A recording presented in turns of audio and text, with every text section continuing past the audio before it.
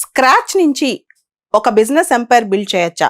అసలు ఏమీ లేకుండా దేశం మొత్తం స్ప్రెడ్ అవ్వచ్చా? దేశం మొత్తం మన బిజినెస్ ని తీసుకెళ్ళొచ్చా? 10 ఏళ్లలో దేశం మొత్తం ప్రతి ఒక్కరికి తెలిసే విధంగా మన బిజినెస్ ను విస్తరింప చేయవచ్చా? దానికే best case study Swiggy case study. ఇప్పుడు స్విగ్గీ దేశవ్యాప్తంగా 3 లక్షల రెస్టారెంట్స్ తో కనెక్ట్ అయింది. స్విగ్గీ అసలు ఎలా మొదలైంది, అసలు ఈ థాట్ ఎలా వచ్చింది?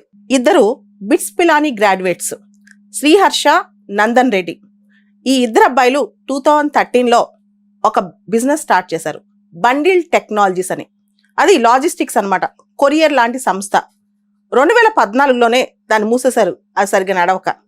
2014లో వీళ్ళకి ఒక అద్భుతమైన ఐడియా వచ్చింది, అదే ఫుడ్ డెలివరీ.